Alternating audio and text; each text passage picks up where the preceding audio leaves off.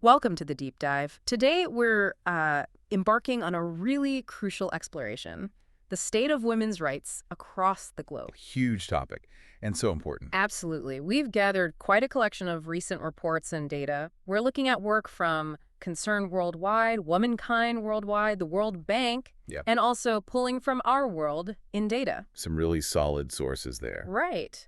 And our mission really is to cut through the noise, look past the headlines, and pull out some, meaningful insights. What are the real challenges women are facing? Looking at things like violence, economic opportunity, political voice. Exactly. And we'll be sticking strictly to what these sources present, keeping our analysis focused on their findings. Yeah.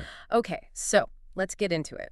When you talk about something this big, women's rights globally, how do you even start to measure it? How do you track progress or setbacks? Well, that's the foundational question, isn't it? Measuring gender equality is just inherently complex. It cuts across so many parts of life. Yeah.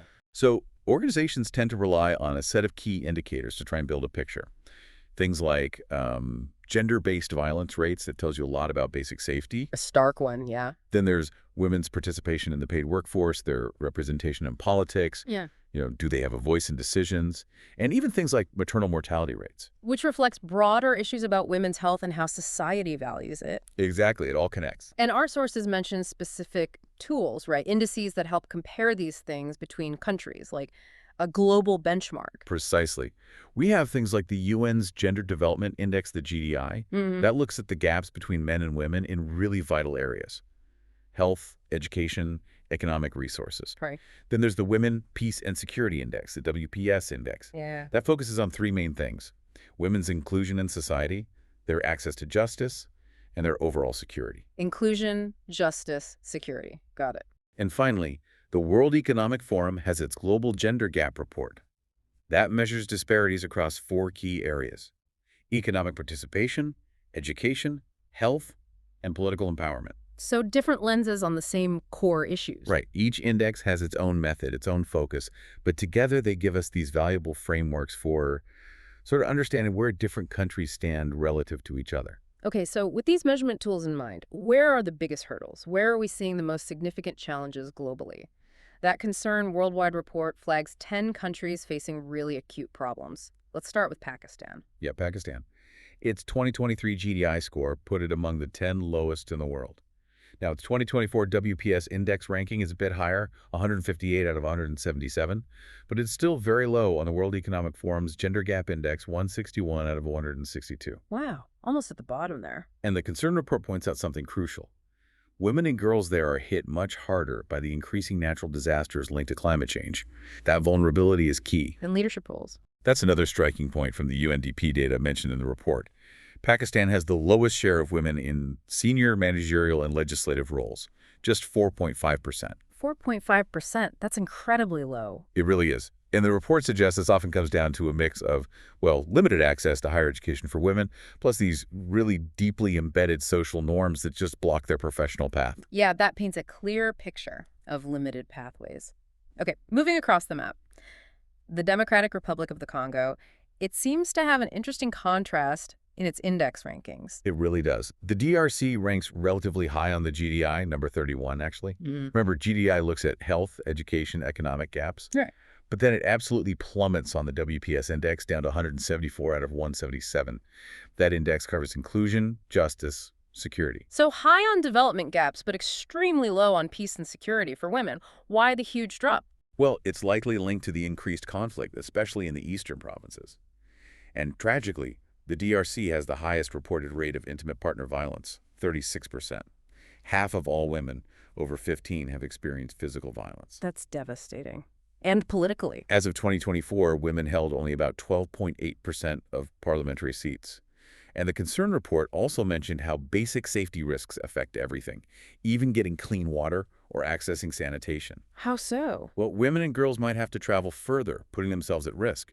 Concern actually installed some solar water pumps in communities. Ah, bringing the water source closer. Exactly. Making it safer, reducing that vulnerability.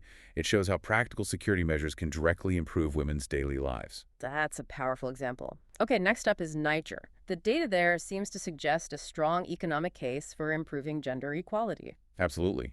The World Bank actually estimates that if Niger reduced gender inequality, Its per capita GDP could jump by more than a quarter by 2030.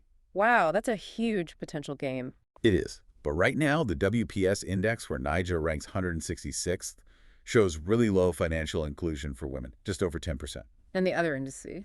Also, very low rankings on the GDI and the World Economic Forum's index. And some really troubling statistics, like over 76% of married women aged 2024 were married before they turned 18. Child marriage, a huge issue. A huge issue. And nearly 13% of women aged 15-49 reported recent sexual or physical violence from a partner. So what's being done? Concern is working on community initiatives like École de Mairie schools for husbands. Schools for husbands. Interesting. Yeah, the idea is to engage men as allies, right, within their families and communities. They even partner with religious leaders sometimes to highlight gender equality principles found in religious texts. That kind of community-level engagement seems crucial. Okay, Syria's next. It sounds like the ongoing conflict there is just a massive factor for women. It's absolutely critical. Syria ranks very low on both the WPS Index 171 and the GDI. And it's important to remember, these scores were before the political shifts late in 2024. Things could change, potentially. Well, the situation is fluid. But the historical pattern is clear. Deep gender inequality, tangled up with years of conflict. Last year's WPS index reported that 100% every single Syrian woman lives within 50 kilometers of an active conflict zone. 100%. That's almost impossible to comprehend. It is. And historically, women have had very limited access to legal justice, poor protection against workplace harassment, much lower participation in jobs and finance, and tragically, over 3.2 million girls needing help just to get an education. The sheer weight of conflict on women's rights, Yeah. it's a recurring, deeply worrying theme. Let's turn to Iraq. Okay, Iraq. It sits just below Syria on the GDI, and it's the 10th lowest country on the WPS index. The rate of intimate partner violence reported is incredibly high, 45% of women in the past year. That's the highest rate they've recorded. 45%, that's nearly half. It is.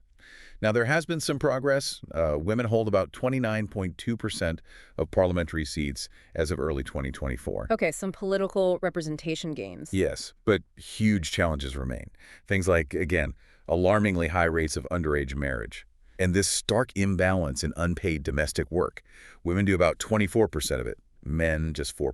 24 versus 4%, that unpaid labor gap. We see that come up again and again. It must really hold women back economically. Absolutely. It has huge implications for their ability to even look for paid work or start businesses. Right. Okay, Somalia is next on the list. And Somalia faces just incredibly severe challenges. It ranks 4th to last on the GDI and 169th on the WPS index. Very low across the board. Very low. And alarmingly, early marriage rates for women aged 2024 have actually been increasing. They exceeded 45% in 2024. Increasing. That's a terrible trend. It is. And the UNFPA estimates that over 99% of women and girls aged 15-49 have undergone female genital mutilation.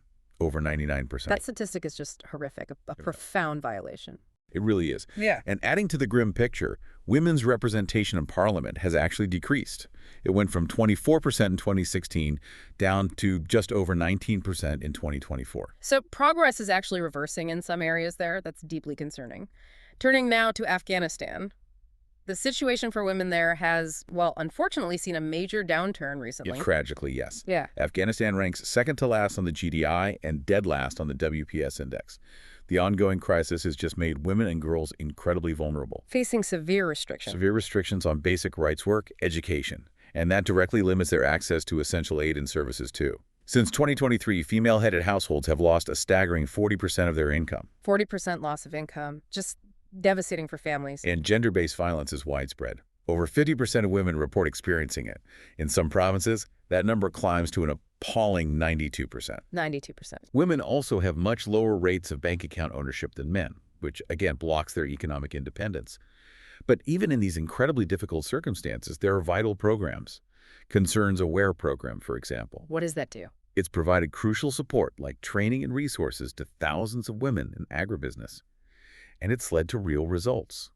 Significant income increases, improved confidence levels. It's so important to see those glimmers, that resilience, even amidst such darkness. Okay, let's discuss South Sudan. Right. South Sudan wasn't in the latest GDI rankings, but it's very low on the WPS index 173 out of 177. Okay. Now, there has been some noticeable progress in parliament. Over 32% of seats are now held by women. That's quite significant. But that is a positive step, yes. But major gaps remain. especially in laws protecting women from violence. Intimate partner violence affects 1 in 4 women there. And again, high rates of early marriage, over half, 51% of women aged 20-24 were married before 18. So political gains haven't necessarily translated into legal protections or changed realities on the ground yet. Exactly. And as Elizabeth Henry from the NGO Mother and Child Care pointed out in the source material, a really fundamental barrier is these deeply rooted societal views about women's roles and status. That really highlights the interplay between laws and those underlying cultural norms, doesn't it? Okay, the Central African Republic is next. Yes, the RR. Like South Sudan, not on the latest GDI, but ranks extremely low on the WPS index. In fact, it's the lowest in sub-Saharan Africa. The lowest in the region. Yeah. And the Women's Peace and Humanitarian Fund reports just alarmingly high rates of reported gender-based violence. More than 2 victims reported every hour last year. Every hour. And a staggering 11,000 cases were reported in just the first 6 months of 2024 alone.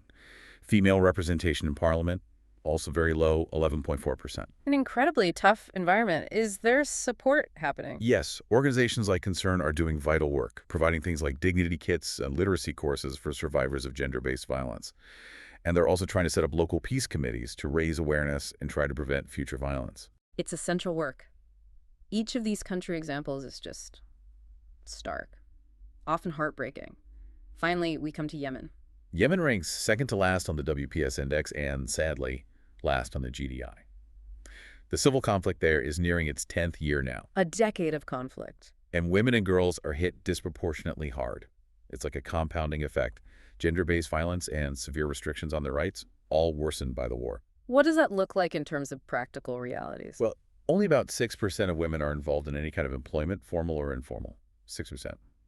And Yemen has the lowest average number of years of education for girls in the entire Middle East and North Africa region, just 2.9 years. 2.9 years of schooling on average, that's incredibly limiting. Absolutely. And in parliament, women hold less than 0.5% of the seats, less than 0.5%. Almost zero representation. Pretty much. Right now, humanitarian efforts are really focused on just critical health needs and wash ash water, sanitation, hygiene, especially for women and children, because their vulnerability in this crisis is just immense. These individual country snapshots are deeply sobering, but really crucial context.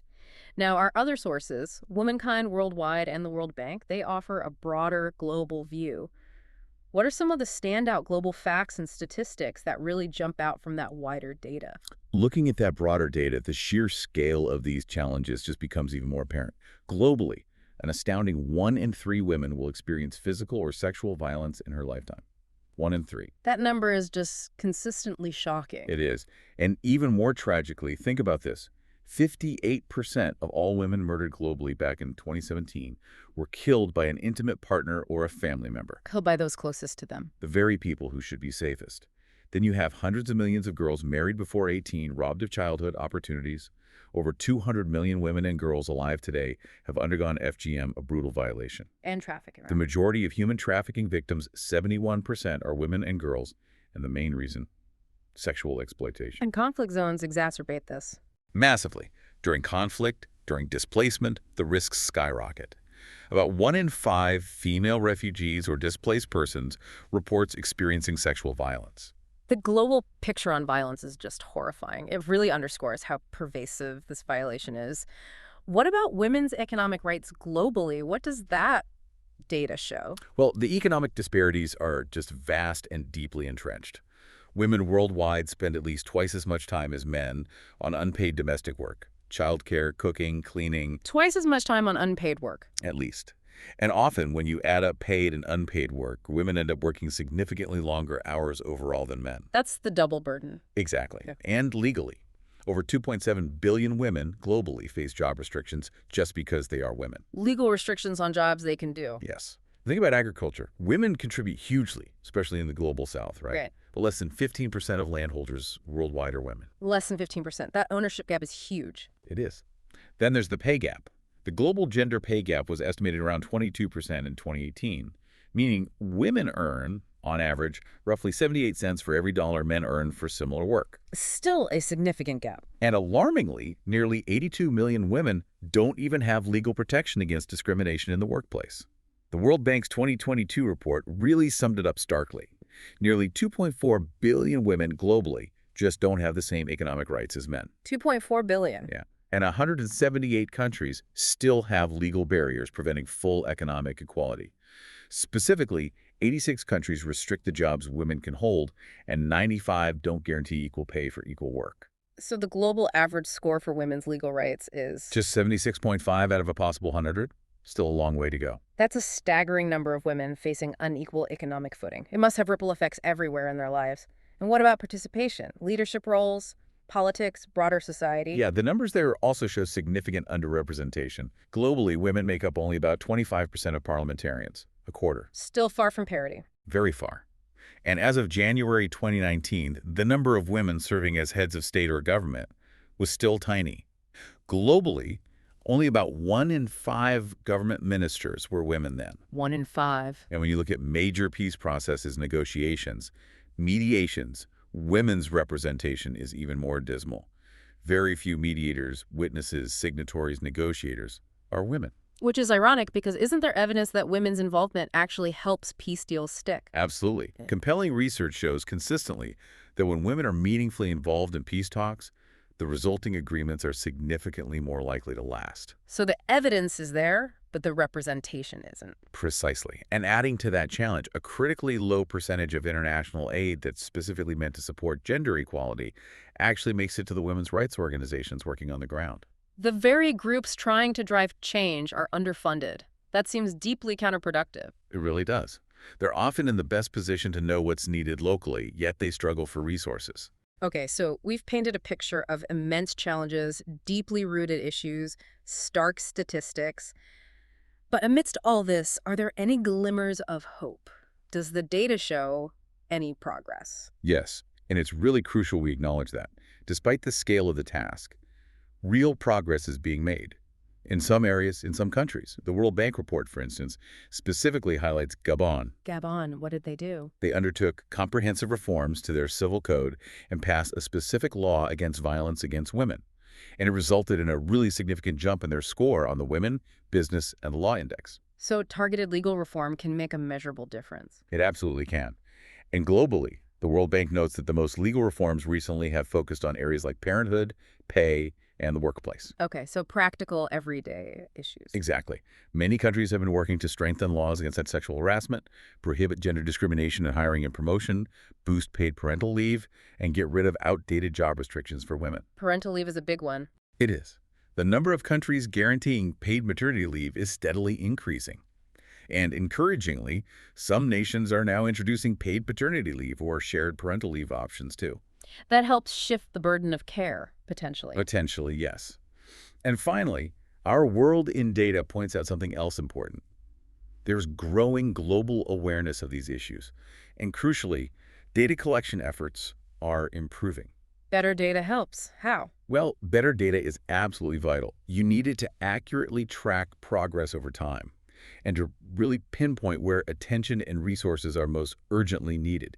You can't fix what you can't measure effectively. Right. It's definitely encouraging to hear about those positive steps, even if they feel small against the scale of the overall challenge. It just really underscores how complex and deep these issues around women's rights are globally. Absolutely. And as Concern Worldwide really emphasizes in their report, gender inequality isn't this isolated problem over here. It's tangled up with everything else. Like poverty, hunger. Poverty, hunger, food insecurity, conflict, instability, the impacts of climate change. Gender inequality makes all of those things worse, and they, in turn, often make gender inequality worse. It's all interconnected. So you can't really tackle one without tackling the other. Exactly. It demands a holistic approach. Okay. So as we bring this deep dive to a close, we've covered a lot of ground-challenging data, specific country situations, global trends, some signs of progress. Here's a final thought, maybe a provocative one for you, our listener, to ponder. Okay. Considering everything we've discussed today, all this data, all these examples, what single systemic change, if you could implement it globally, do you think would have the most profound, the most far-reaching positive impact on advancing women's rights worldwide? A big question. A big question. And maybe just as important, why? What's the core reason behind your choice? It's definitely something worth thinking about long after this conversation ends. Thank you for joining us for this deep dive.